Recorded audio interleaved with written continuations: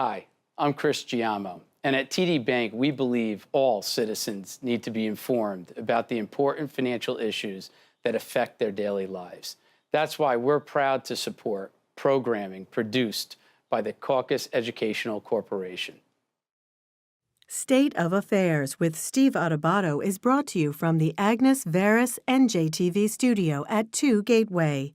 Funding has been provided by the Robert Wood Johnson Foundation, the Turrell Fund, supporting Right from the Start NJ, New Jersey Sharing Network, dedicated to saving lives through organ and tissue donation, TD Bank, PSE&G, committed to providing safe, reliable energy now and in the future. St. Joseph's Health, a passion for healing. It's what's inside us. And by Adler Aphasia Center, helping stroke and brain injury survivors recover their speech.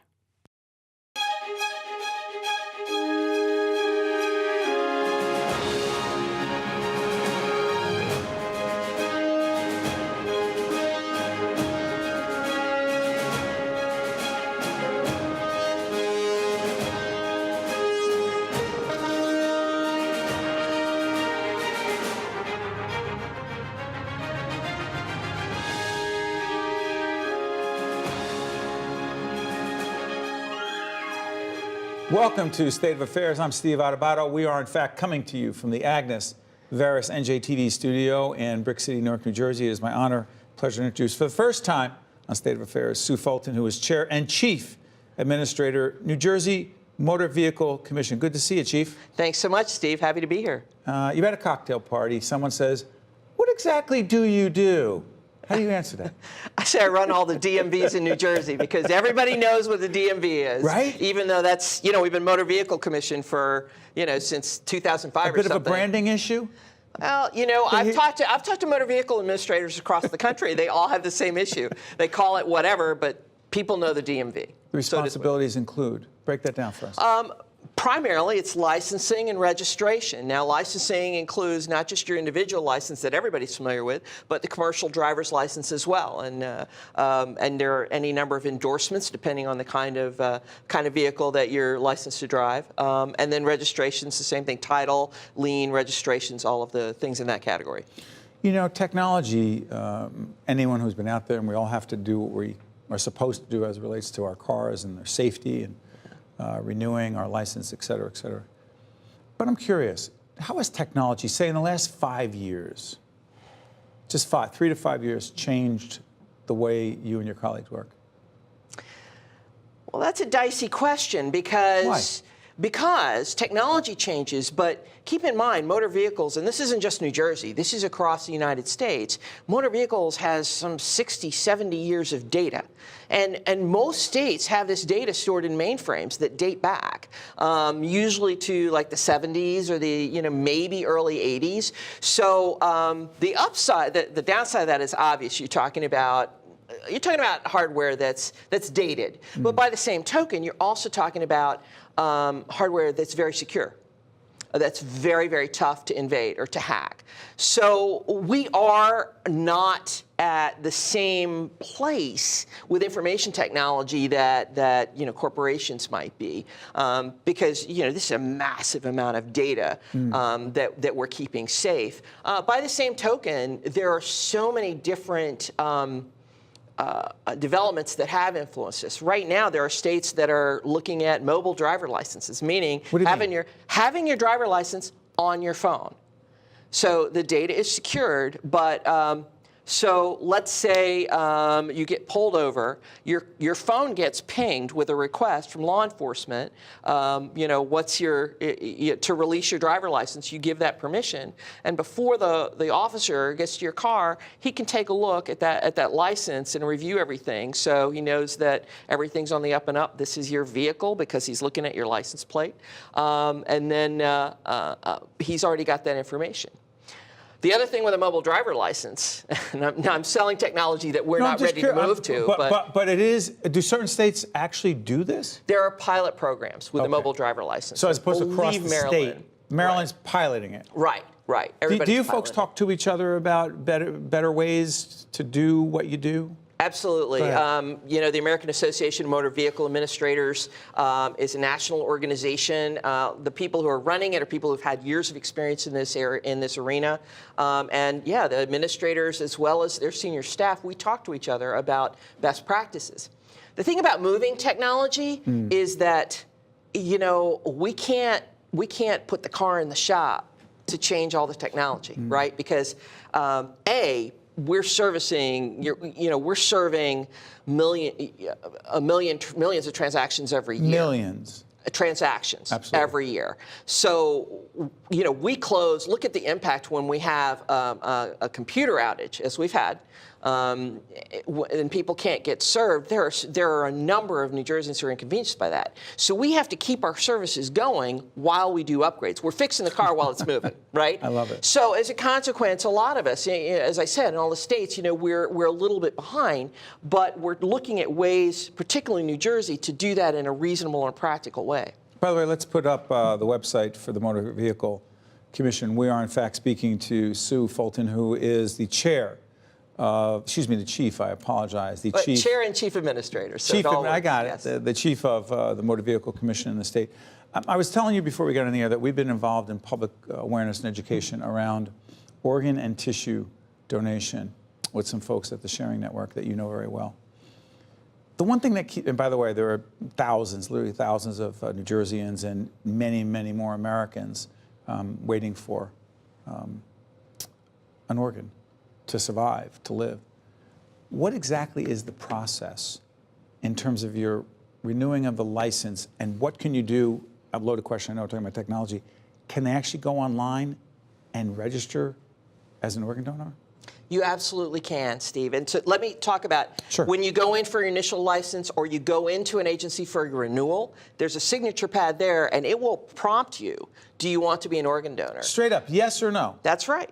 That's right. It's that easy. And if you say yes, that's recorded on your card, and you're registered in the National Registry as well. Now, say you haven't opted to be an organ donor in the past, and you want to change that. Your license isn't expiring, you're not really due for renewal, you can still go online. Even if you have not registered as an organ donor in the past, you can do it even if you're not up for renewal. That's exactly right. You can go online, and in fact, the law was passed that other changes to your driver license, if you're not due, will cost you money. Changing your status as an organ donor costs you nothing. Nothing. You go in, you change that, I now want to be reflected as an organ donor, and that will be changed. We will send your information to the National Registry of Organ Donors so that they're aware of that, and that costs you nothing. By the way, we are in fact speaking to Sue Fulton, the chief of New Jersey Motor Vehicle Commission. I was saying I happen to go where I live. East Orange is closest to me. And I like the people are great there and everything's fine. But for people who say, you know what? Those lines, and there were times, and there have been times, that they're really long. What specifically is being done to ameliorate that? That's a great question, Stephen. There's not a magic wand we can wave that's gonna alleviate the waits at motor vehicles. It's a lot of little improvements that we need to make. Now, there are some IT improvements. You mentioned IT earlier. There was, in the past administration, they touted a transformation project that was going to modernize all our systems. What ended up happening was all those resources were diverted to Real ID. And if I might talk about Real ID for a minute, Real ID is going to be the new federal standard for identification. So as of October of 2020, if you want to fly domestically, or if you want to enter a federal facility, a military facility, or for certain federal benefits, for federal purposes, you need to meet the Real ID standard. That requires changes on our part at Motor Vehicle Commission. So it is a priority that we have to convert over to Real ID, huge IT lift.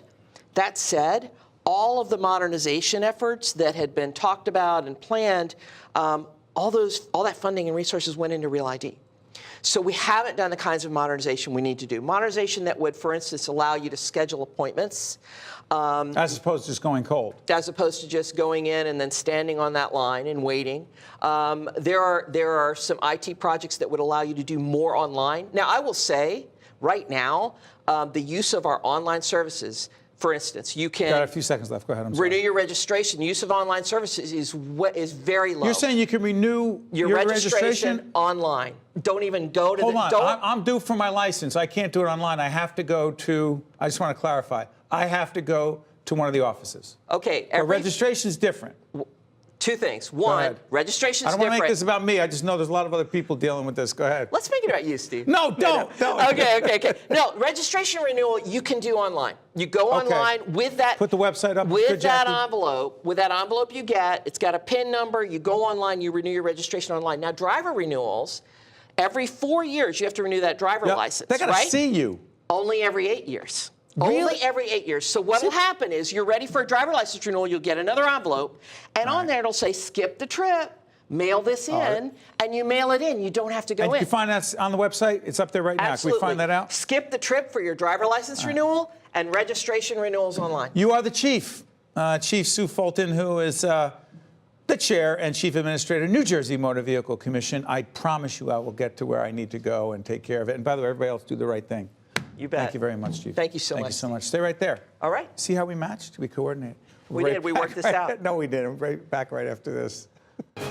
To see more State of Affairs with Steve Adubato programs, visit us online at stateofaffairsnj.org. If you would like to express an opinion, email us at info@caucusnj.org. Find us on Facebook at facebook.com/Steve Adubato, PhD. And follow us on Twitter at Steve Adubato. He's back again, Dr. Joe Marbach, President, Georgian Court University. Good to see you, Doctor. Great to be here, Steve. Thanks. You and I have a lot of offline conversations about the mood, political discourse, polarization in our nation. Do I make too much of it? I don't think so, Steve. I've never seen politics this strained in the 30 years that I've been studying. And you're a political scientist. Political scientist by training, yes. So, and then just applying it and seeing how it affects our students. You know, at college campuses, it used to be depression was the #1 issue for mental health. Now it's anxiety. And about? Everything. You know, they're worried about the jobs they're going to get, but they're worried about the political climate, the worried election. about conversations going on in North Korea? Yeah, you know, and who's pointing missiles at them and that's those real. sorts of things. That's real for people. It is, and but I think a generation grew up with it as almost the norm, and then we dialed back that nuclear threat, you know, whatever the Cold War was. And now all of a sudden it's reemerged. And, you know, you've got shooting in high schools and metal detectors and things that a whole generation of folks never grew up with, that this generation of students are facing on a daily basis. At Georgian Court, to what degree are you able to facilitate an environment or create an environment where there's open dialogue with different points of view politically, where people can feel, dare I use the word safe, Joe? Well, we try to be safe, at least within the conversation, and we certainly are physically safe. Georgian Court is one of the safest campuses Tell everyone in New where Jersey. you are, by the way. We're down in Lakewood, New Jersey, so in Ocean County, just on the edge of Monmouth County. Right. So we have a safe physical place, but it's a place where you can exchange ideas in a safe way and not be insulted. You know, one of your leadership pieces was about leaders recognizing differences in others and not mocking other folks. But you're the one who read it? I might be. Yeah, I write a column on leadership, and I am fascinated by the name calling, the mocking, but I am fascinated also by the role of higher education in all this. You and I, Joe's been a part of some of our conversations about affordability in higher education, the partnering, if you will, of higher ed institutions, 4-year institutions with 2-year institutions, et cetera. We'll talk about that in a second. But what do you see as the role of higher education in the current environment? Well, it's teaching people how to listen and Even when they express disagree? differences and disagree, to disagree but not be disagreeable. I think that's the key. We can disagree but not be disagreeable. So let me understand your point of view and give me the same courtesy. Understand my point of view and why we're different, where we can come together, and in some areas we may just agree to disagree. Let's talk a little bit about Georgian Court. I was mentioning the whole 2- and 4-year initiative. Any of that going on with you guys? Oh, we're at the forefront of it. I've got 6 arrangements with community colleges to transfer 2-year their schools. 2-year schools, Talk about it. our local 2-year schools. Well, 60% of my undergraduate students are transfer students. So Georgian Court is very different than the traditional 4-year school. We're not always looking at 18-year-olds. We're bringing in 20-year-olds. And so we've had a long-standing partnership with Brookdale Community College. That's down the shore, right? Down the shore, right? It's in Monmouth County. We're teaching courses at their Hazlitt campus. We're working with their students to come in from their main campus and transfer right into our Lakewood campus. So we're there. We've signed recent agreements with Cumberland County, where we offer a bachelor's in social work degree on their site for the needs of that community. And we're spreading out throughout New Jersey. By the way, Jackie, remind me of that. Dr. Marbach's going to be joining us with Dr. Stout. Dr. Stout, Dave Stout, yeah. From Brookdale. He just was named president of Brookdale. So we're talking about the 2- and 4-year school situation. Let me try this. The higher education issue. We actually have a roundtable coming up with some hospital presidents about this, about affordability. Is the affordability crisis, if you will, the ability to afford college, is it getting any better, Joe? In some ways it is, especially for students at the lower socioeconomic end. New Jersey is very generous with our tuition assistance grants, the TAG grants. Right. And when you have a student that can apply a TAG grant and a Pell grant, and if they have very, very low income levels, they can get to about half the tuition of a Georgian Court. And then we'll meet them with some merit aid. They'll be able to take in some loans, reasonable loans, about $4,000 a year, so that they can graduate with manageable debt, and we can put them into a career where they're going to be able to pay that debt. And we like to brag about the values we instill in our students, and we have a very low default rates on student loans as they come through the system. So we're trying to make it more affordable, and these 2-year partnerships allow us to do that. Just one quick commercial message. If a student goes to... It's PBS, watch that. Watch it. Right. If a student goes to Brookdale Community College for their first 2 years, they pay about $10,000. If that student then transfers to the Hazlitt location of Georgian Court, they'd pay about $15,000 a year each year after that. So for about $40,000 a year, a student can get a 4-year degree between Brookdale and Georgian Court. By the way, we are speaking to Joe Marbach, Dr. Joe Marbach. When he was at a previous institution of higher learning, he was always with us talking about political issues that happened to be Seton Hall University. But he is now the president. For how long have you been the president of Georgian Court? Just finished my 3rd year. Congratulations. And by the way, we work closely with Georgian Court as one of the institutions of higher learning that helps us do what we do here. Real quick on this. There is a collaboration. I've been expanding your operation into Hunterdon County. What does that mean? Well, we're working with the developers who are... I thought you were down the Jersey Shore. We were, but part of my job is to make Georgian Court a regional university, and so we're expanding our footprint. And so now we're offering classes in 7 different counties. We've been offering our graduate education programs in school districts in Essex, in Mercer County, in Union County. We're in Ocean and Monmouth counties, and we're in Middlesex Is geography a problem there? It's not a problem, but what we've done is our philosophy is take our product to where our students are. Take the education. Oh, bring it there. Bring it there, yes. Oh, so they don't have to go to... No, so we're offering hybrid classes. We're offering classes right in the districts. And we see Hunterdon County as an area of opportunity. Hunterdon County is the only county in New Jersey without a 2- or 4-year institution within the county boundaries. That's the one. They send their students to Raritan Valley, and we just signed a partnership with Raritan Valley Community College so that we can meet some of the needs and develop in downtown Flemington. Dr. Joe Marbach, before I let you go, online programs growing? They are growing, yes, and they've grown up organically. I'm so proud of our faculty that have taken the bull by the horn to meet the students where they are. We'll be, Joe Marbach will be joining us on our sister program, One-on-One, except it'll be 1-on-2. You will be with, again? President Dave Stout, yes. Joe Marbach, President. Dr. Joe Marbach, President of Georgian Court University. Thank you, my friend. Thank you, Steve. Good to see We you. talk politics on and off the air. Right back right after this. To see more State of Affairs with Steve Adubato programs, visit us online at stateofaffairsnj.org. If you would like to express an opinion, email us at info@caucusnj.org. Find us on Facebook at facebook.com/Steve Adubato, PhD. And follow us on Twitter at Steve Adubato.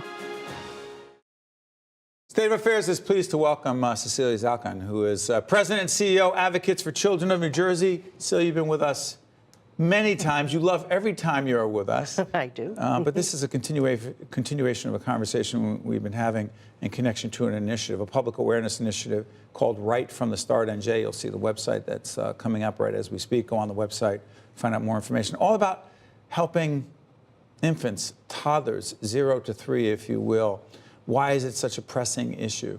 Well, we know so much more now about how babies grow and develop and how important those early years are. That's the time of the greatest brain development. A lot of things that happen in the future, for good and bad, are set in those early years. Yeah. You just, not too long ago, we're doing this right before the state budget is supposed to be struck, we hope. Last day of June, but last month, was it last month or earlier in June? Rolling Thunder. Strolling Thunder was May 21st. Isn't it with the motorcycles, the other one? Yes. No, there's Strolling Thunder, too. But this is Strolling Thunder. This is a Think Babies national campaign, all part of it, courtesy of our great friends here at NJTV News. This is a clip from a story that I think Andrew Smertz did the story, a great story from NJTV News. This sets up this walk, this demonstration, this message that's being delivered down in the State House, and we'll come back and talk to Cecile. Here we go. Based on the theory that bringing cute kids to a political rally is a good way to get attention, a coalition of state child advocacy groups strolled to the Capitol to call on lawmakers to improve child services. I think New Jersey is ahead of the country in some areas. We have the best preschool program in the country, but it starts at age 3. We have a family leave program, but not a lot of families can access it. So what we feel is we're on a great pathway. We can make it much better. The event, Strolling Thunder, arranged by the group 0 to 3, is part of a nationwide campaign to highlight issues like childcare, paid family leave, and services for expectant mothers. About 150 of New Jersey's youngest came out with their moms and a few dads during a rather festive rally. Danelle Robinson will soon be a mother of 3. I'm really advocating for childcare because I'm learning now how much childcare really is. And with 3 children in childcare, that's basically, everything that I kind of make. The group, Advocates for Children of New Jersey, says the state is woefully underprepared to take care of the 200,000 New Jersey infants. The group says there are only licensed child care centers to handle about 56,000 of the newborns, leaving parents to turn to other expensive daycare options. A survey by Care.com, a company that helps families find child and senior care, says parents spend an average of 20% of their income on child care.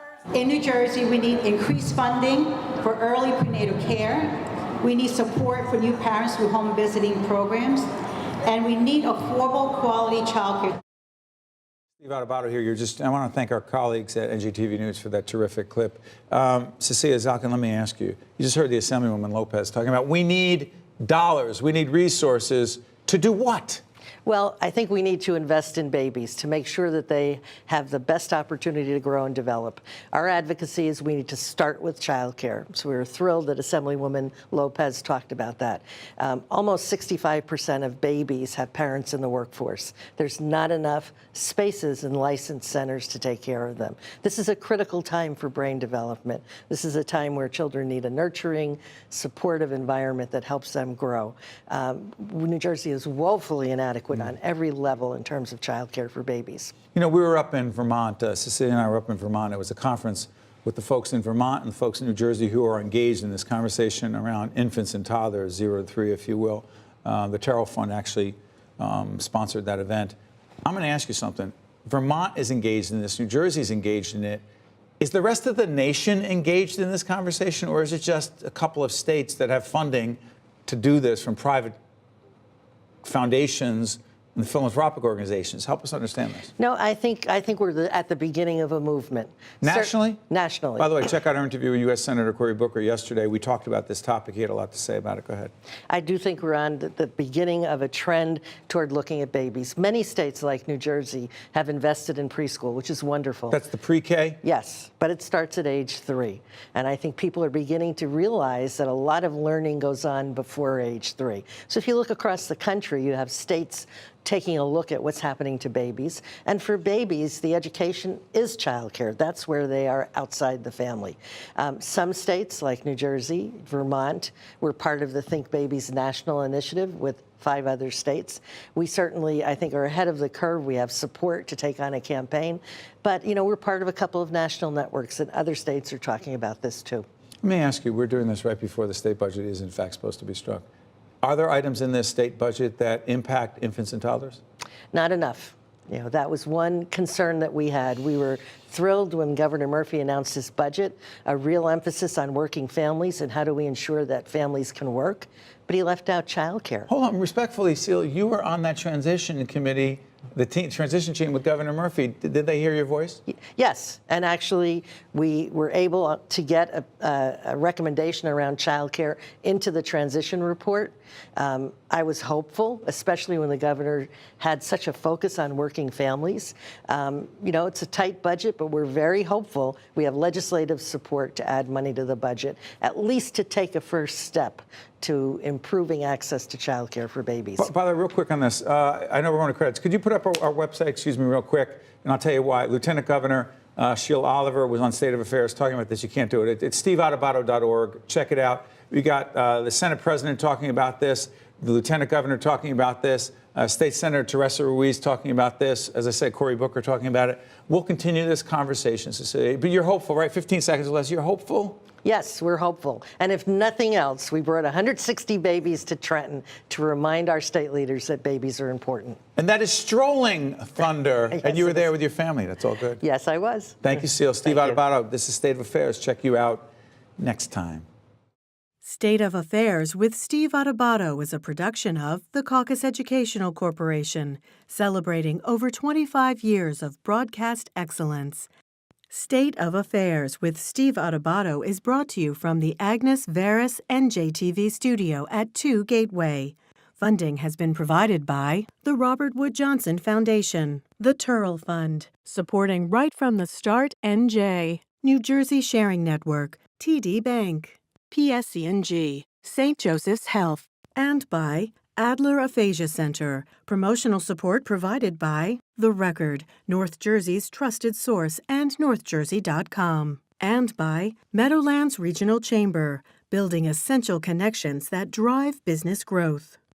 Autism is one of the fastest-growing developmental disorders in the U.S. Here in New Jersey, 1 in every 41 children is diagnosed with autism. And when a child is diagnosed with autism, every member of the family is affected. While there currently is no cure for autism, early detection and intervention can offer critical improvements for the child and tremendous benefits for the family. To learn more about autism, contact the Binder Autism Center at St. Joseph's Children's Hospital.